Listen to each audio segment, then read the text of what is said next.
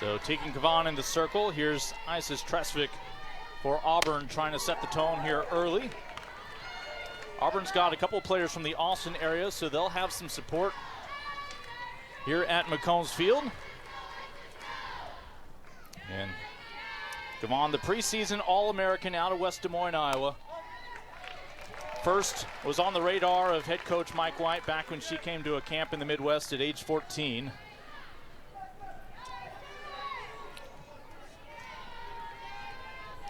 I have to imagine Coach White had a little bit of leeway on being familiar with Kavan, her pitching coach, a prominent pitcher in the men's game himself, Bill Hillhouse. And so I believe Bill might have been giving Coach White, all the men's pitchers call him Whitey, so might have been giving Whitey tips on, hey, I got this arm that might be pretty good for you. 2-1 to Tresvik will be punched out to Maloney and right. That ball carries all the way to the warning track, but hauled in for out number one. Isis Tresvik, a good look at that one. There's a little bit of momentum there with Tresvik being able to square that up as well as she did. Back in the first week of the softball season, Elliot Peralta was your co-player of the week in the SEC. A former Texas commitment, now getting to suit up here at McCombs to take on the Burnt Orange. Coach White actually leading us into the fact that Peralta had been on Texas's recruiting radar. Caden Henry underneath that one, 2 away.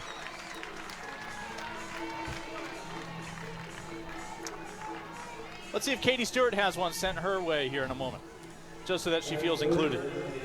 See if we can get the outfield trifecta in the first inning. You can see how stressful it is playing in the SEC. That stress really getting to Caden Henry there. All right, this was the final batter in that Wednesday walk-off. Annalee Adams, your DP for Auburn.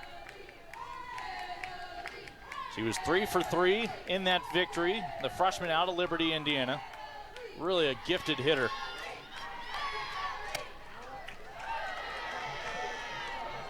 We were talking to Chris Malveaux, and really he emphasized her drive to be successful. Already carries herself like a veteran. Easily has the hottest bat in this Auburn lineup right now. And a big cut there.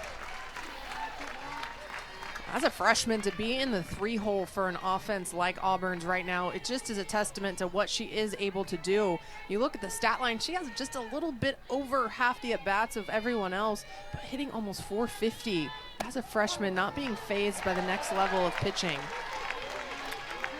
After a couple of quick outs for the top 2 hitters, Annalee Adams enjoying this plate appearance, counting even at 2-2, facing Kavan.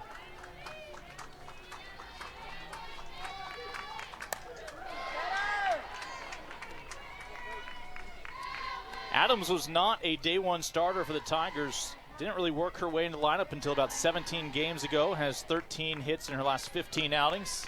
Or pardon me, has hit in 13 of the last 15 outings, including some multi-hit games.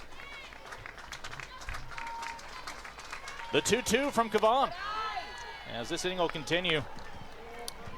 So many great freshmen in the conference, of course. Overall, Texas able to handle Schumacher over there in Gainesville, who had been stealing a lot of the headlines going into conference play. Adams will pull this one down the line. That's a 2-out base hit. 12 inches inside that left field line, and it's going to be extra bases for Annalee Adams.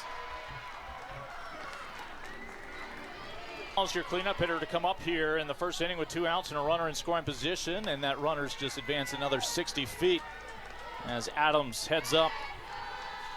Gets a high five from her co-head coach, Kate Malveaux. KK McCrary, obviously a wild pitcher, a pass ball, likely gives Auburn a lead here. Left side, nice snag by Good. Able to squeeze it on the fly. Auburn will strand a runner 60 feet away when we come back. It is potent. Maloney was 5 for 11 in Gainesville. A couple of RBIs, 6 runs, a couple of free passes as well. And if you want to know how fast she was, she has a ground ball out. They overthrew the first baseman. Next thing you know, she's standing on third before the next batter sees a pitch. Ashton Maloney definitely uses her speed to her advantage. Same time, has a great eye and will work deep in the counts. Coach White jokes, though, a lot of times she'll get herself 0-2 and then work deep in the count, but the opposite here so far. Well, that's because she's a former soccer player, Kat, and they all know that 2-0 is the most dangerous score line in all of sports. Right now, she's ahead of the count, 2-1. Former state champion in soccer back in Missouri. Offering from Rainey. There's the bunt. It's foul, and that's likely off the table now for Ashton.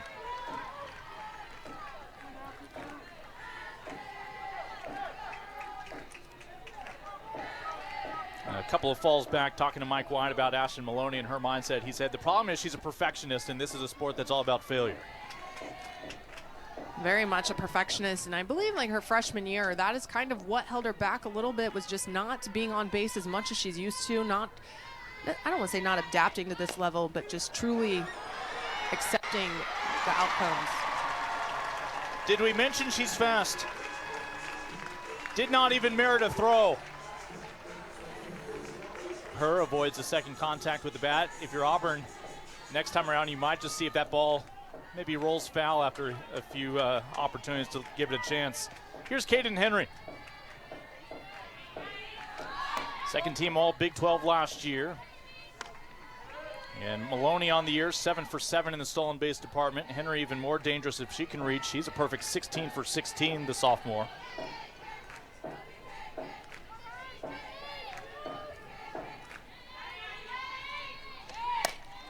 This one towards the gap, back in center. Smith able to make the catch. The Austin, Texas native denies Henry extra bases and possibly even giving Texas a lead.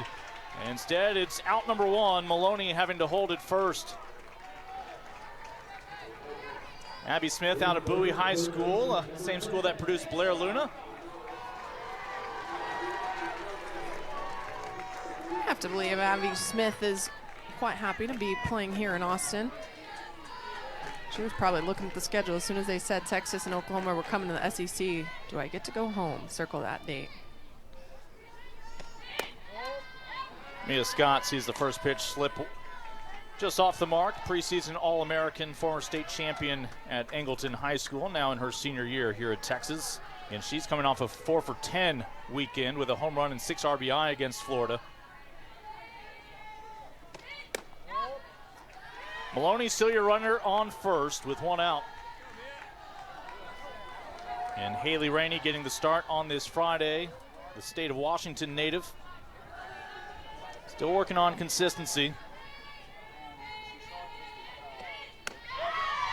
That time able to paint the outer edge. Our home plate umpire today, Brian Crochet, with Robert Gonzalez and Keith Kearney rounding out the crew out in the field.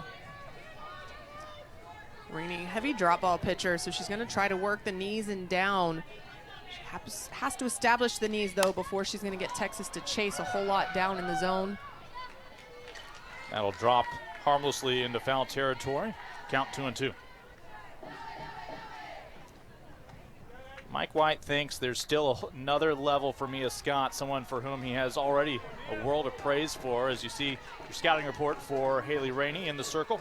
Heavy down, lots of drop balls. She's going to work ground balls, which means the defense is going to have to work behind her, but you have to imagine she got the nod in this big game here in this type of atmosphere because of her experience. They'll try to get 2. They do get the lead out. Nice job by Haley Rainey. As Maloney is wiped off the base paths, 2 away. Mia Scott reaches on the fielder's choice.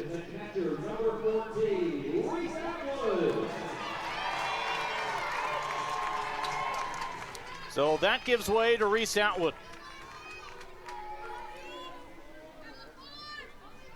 One RBI shy of tying Taylor Thom's mark.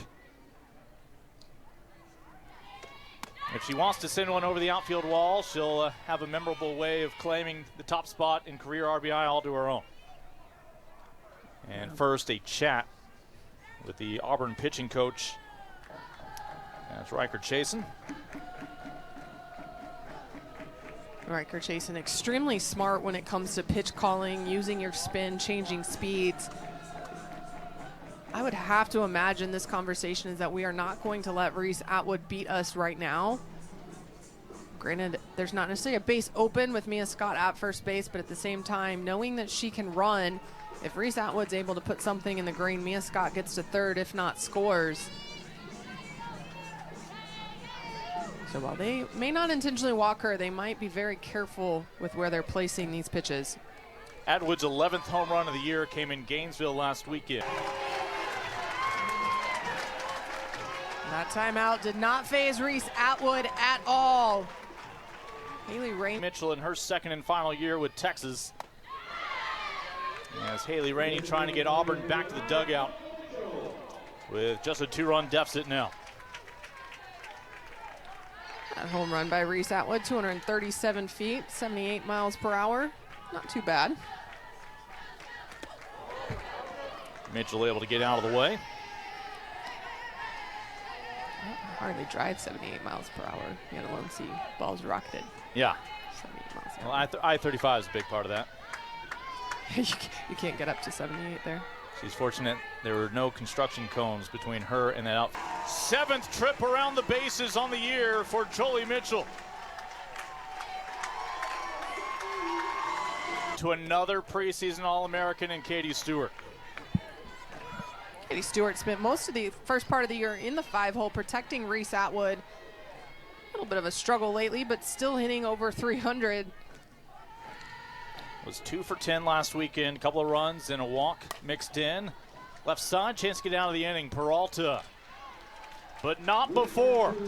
Reese Atwood becomes your all-time RBI queen on the 40 acres. She and Jolie Mitchell go back-to-back with home runs. It's Texas up 3. So 4 batters came to the plate for Auburn in the first. Your 5-hole hitter, Anna Woolers. And she went yard back on Wednesday in that comeback. As a grand slam to tie up the game. Back home for Auburn. Woolers, who started her career at DePaul after growing up in Davenport, Iowa.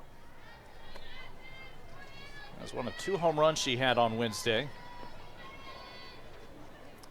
Do you know how far apart Des Moines and Davenport are? Well, you're holding your hands 12 inches apart, but I think it's probably farther than that. I don't know. I'm asking you, No. wondering if Kavan and Woolers have ever matched up before in high school, or, well, Kavan didn't play high school, but in the state of Iowa.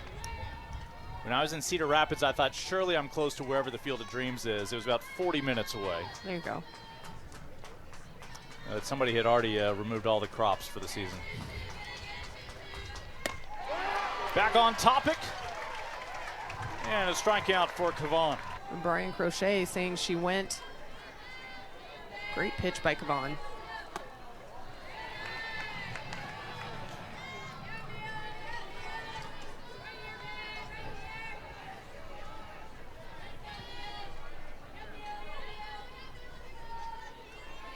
Leck, your first baseman for Auburn, trying to spark something here with 1 out. First 2 Tigers were retired in order last inning before the double from Annalie Adams. Adams would be stranded on third before that top of the first would come to an end.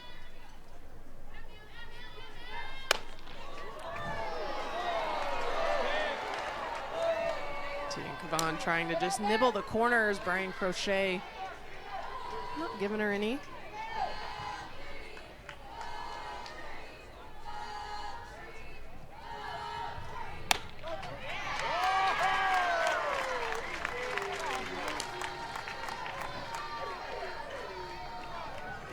Technology these days, you have to be really precise. The umpires even getting graded based on what some of this technology says as far as the strike zone.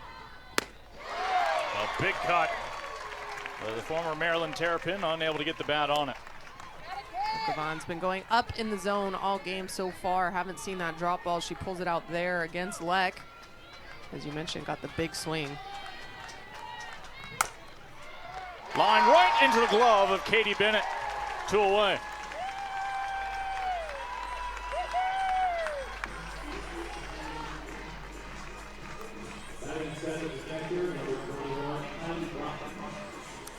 When we were kids, somebody could ask a question at a dinner table and we would disagree. Well, we'll just never know. But the 2 cities in Iowa, about 2.5 hours apart. So basically getting from one side of Austin to the other. That's right. So again, Auburn's lone hit was a double with 2 outs last inning. Let's see if they can find more success here with Brockman.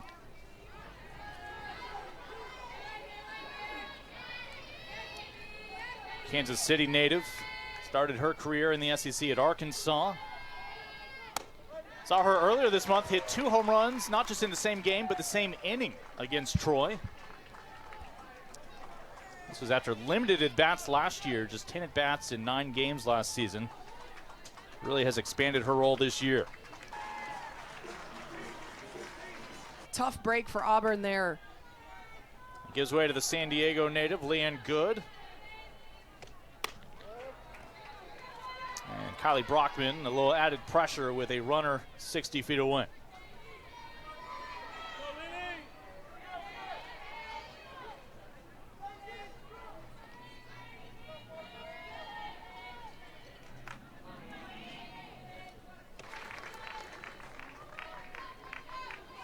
Texas really challenging that opposite field out there. Tresvik, you saw her get behind that, try to give herself a better angle, not only needing to come in, but you saw the way she approached that to give herself a better viewpoint without the sun. Fortunate part for Rainey is that's an earned run because the triple is a true triple since Tresvik never touched it. Never touched it, and ultimately you can't give someone an error for tripping while trying to regather herself. Trust me, Lincoln, there is one play in professional ball that always stands out in my head where my right fielder tripped, but it's just a shame you don't remember her name. Yeah. Katie Bennett, your 9-hole hitter with nobody on and 1 away.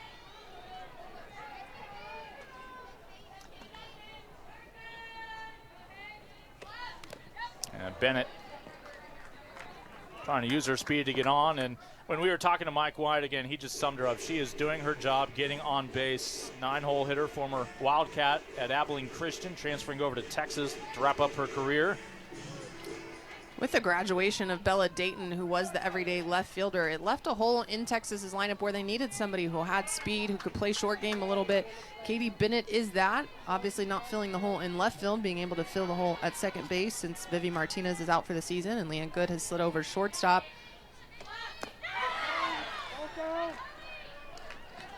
They'll call it a drop third strike and able to get her on the out, on the throw down. Well, we've quoted him a few times on the broadcast. Don't know if we've shown him on camera yet. There is Mike White. This can't be right. It's already been 7 years in Austin. Again, another runner-up finish up there in Oklahoma City. 14 straight super regionals between his time in Eugene and in Austin. Pretty incredible feat for Mike White to be able to say that, yeah, in all 14 years he's been a head coach, he's been able to go to super regionals. More importantly, getting Texas back into prominence, and as the graphic said, 2 out of 3 years, not just making the World Series, but been in the championship series of both of those. So knocking on the door to possibly bring that trophy home. Of course, the team they came up short to on both occasions follows them into the SEC this year. And the SEC conference, which was already accustomed to getting every single program in the postseason, has just added 2 more. The race for the SEC title was tough, and it just got tougher. But as you mentioned, the postseason now, I'm interested to see how they do regionals, how they match up for supers, and just really see how many SEC opponents are going to go against each other in that super regionals to make it to the World Series.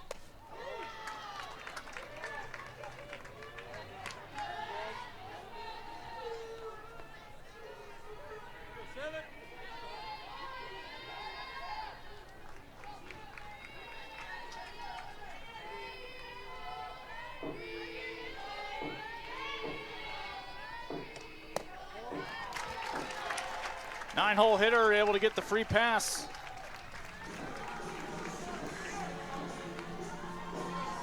And we're back to the top of the order in Ashton Maloney. And pardon me, no. Gonna bring on Caden Henry with this opportunity here in the second.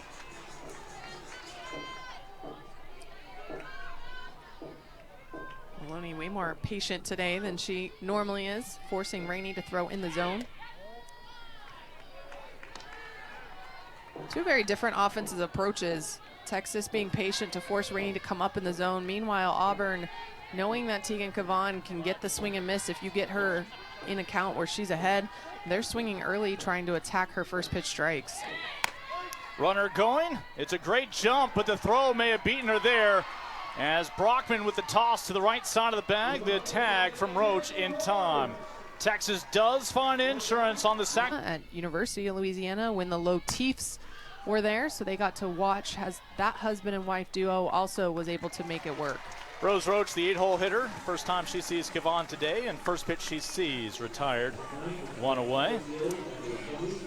Well, the Malveaux again started this year winning 20 of their first 21 games. Of course, Jerry Glasgow enjoying a great deal of success with a very impressive program out there in Lubbock, where he only retained 3 players from last year's roster, brought in 5 former Raging Cajuns, and a certain Stanford Cardinal, who's a defending National Pitcher of the Year. Jerry Glasgow, always known as a great recruiter and able to get athletes to be able to come to his respective university. Did the same thing at Louisiana, able to get some transfers in until he was able to get his own recruits.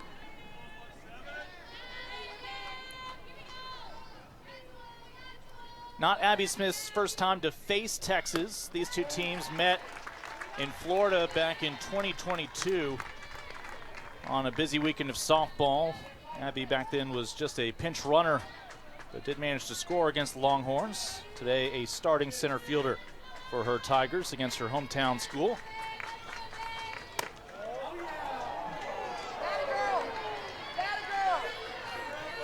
In her senior year, really being able to be a quality 9-hole and turn that lineup back over for Tresvik and Peralta, even Adams, now that she's in the lineup.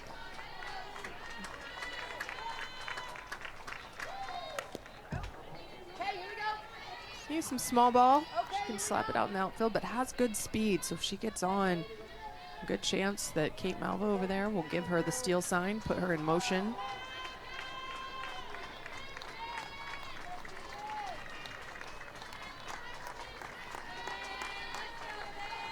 One out, nobody on. After Smith, it'll be the top of the order with Isis Tresvik and Nelia Peralta.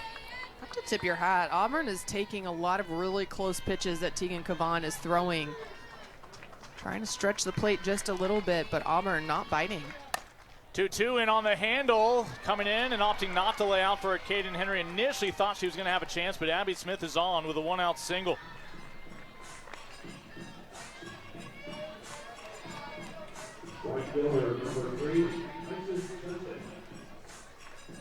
And that'll get you back to the top of the order. That's a tough ball initially for a center fielder to read. It looked like she was going to come in and maybe try to lay out for it, but I do think it was too far out in front of her. Even if she laid out, I don't know that she reaches it. And they appeal down. Tresvik unable to check her swing. No, I think Henry absolutely made the right decision there once she realized where that ball was going to drop. Henry's also taken herself out of a couple games diving forward. Shoulder injury that has reared its head a few times this season already. Now that foul ball I thought you could have laid out for with a little more effort. Is there a net to catch me? There's a few leather gloves down there. 0-2 hole for Tresvik. 1 on, 1 out. Runner went about a third of the way down, but no damage done. Smith is back. A potential hit and run there. Cavan threw a really good changeup, and knowing that a runner's on, Reese Atwood was ready for it to hit the dirt. She was able to pick that up knowing that Auburn might be aggressive. Great throw down, because if Smith had kept going, Reese Atwood would have had her. Big cut from Tresvik, who's down on strikes. Third strikeout for Cavan. I was talking about how patient and how good Auburn's eye has been, but Tegan Cavan able to set the table with that one, using the changeup in the dirt and then elevating well above the head of Tresvik. So back to Peralta, who flied out to center back in the first. 0 for 1 today. Second time to see Kavan. Auburn wins 72% of the games in which she gets a base hit. If she hits a home run, they win 82% of the time.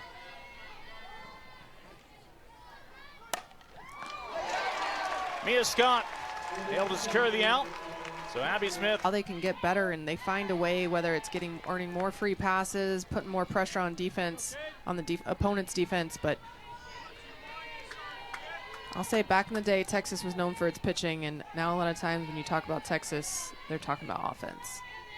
It's weird. I'm trying to think of a Texas pitcher. Not many coming to mind. So Henry, Scott, and Atwood at the plate right now. Again, Atwood with the 2-run blast back in the first inning.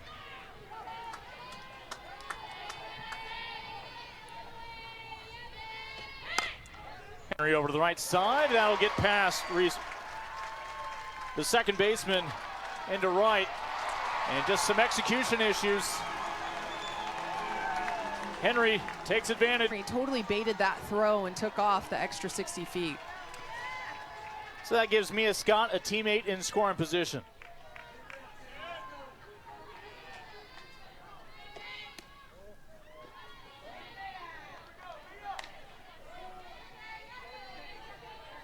It is a single for Henry, who stands on second base.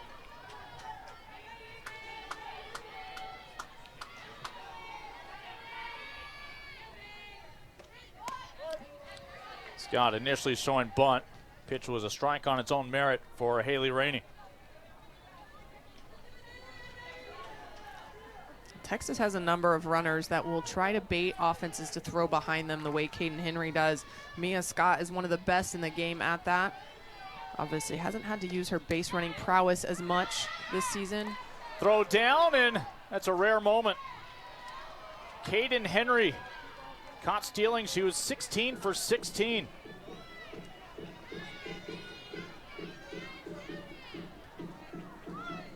So nobody on base with one out now for Mia Scott. And Rainey can just focus on the 3-hole hitter. Scott into the gap, extra bases, would have brought home Henry. And instead, it's a double with one out for Mia. That category. So while we talk about Reese Atwood writing the record books, Mia Scott doing it in her own way as well.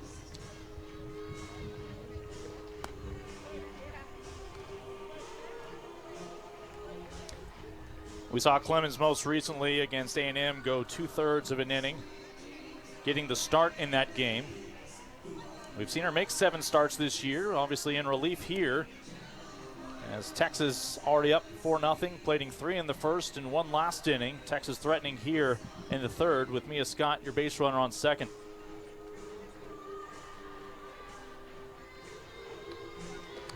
And that was a series with the Aggies that Auburn probably deserved one win in the first couple of games, but ultimately would see the weekend slip away.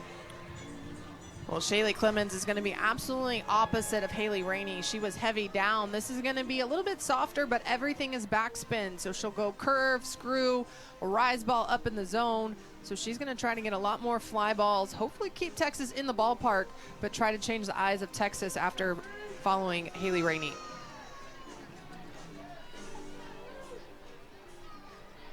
Unfortunate part of being a backspin up ball pitcher is a lot of times you give up more home runs than your drop ball pitchers. So Mia Scott with a double stands on second with one out. Let's see how they approach with a new pitcher, the at bat of Reese Atwood. Reese with the team leading 12th home run her last time up, conquering that left field wall.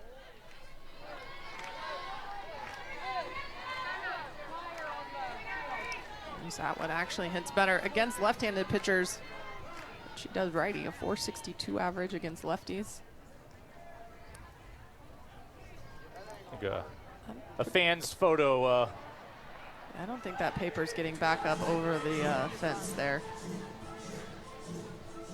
Valiant effort by Smith, but that had blown onto the field on this windy day. So Atwood at the plate, 1 on, 1 out. Of course, Jolie Mitchell on deck. They went back-to-back back in the first inning with home runs. That wind blowing out towards left. Although I don't think Reese Atwood needed any of that wind.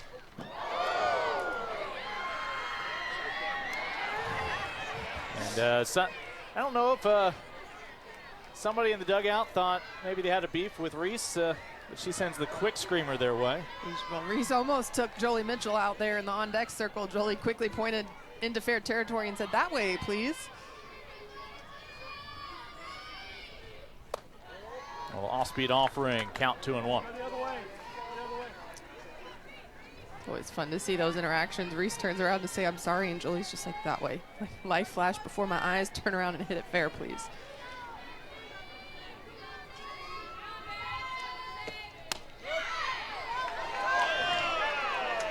And just able to graze the inner portion of the plate. And Mia Scott with the 1-out double. Still on second. Atwood with a 2-2 count to her name with 1 out. New pitcher. Almost the same result. That is a foul ball. Yikes. Shaylee Clemens using that curveball from a lefty into a right-handed hitter, but you have to keep that pitch tight. Reese Atwood just around that one a little bit too far, but Clemens going to have to be careful with how much she shows Atwood that pitch. Almost half of Atwood's career hits have been extra base hits that time. So be sent back to the... Be able to protect. Boy, that almost hit Mitchell's bat behind her back. A wild pitch that allows Mia Scott to move down to third. So Jolie Mitchell's almost been hit by a teammate's line drive, and now almost that offering from Clemens. This half inning doesn't seem to be Mitchell's friend. Second year since transferring over from Notre Dame. 2 outs, runner on third for Texas.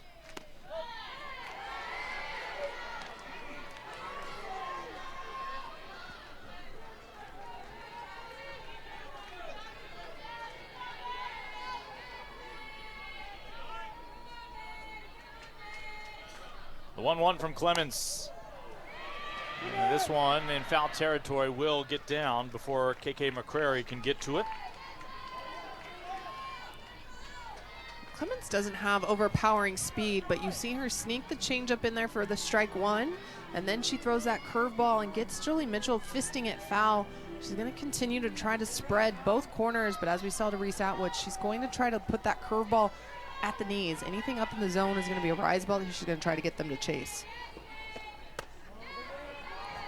Well, after getting Atwood on the strikeout looking a moment ago, trying to get out of the inning there. That last pitch to Mitchell. And Mitchell with the second home run of that first inning to follow up Atwood's performance. 2-2 from Shaylee Clemens. And we'll do it again.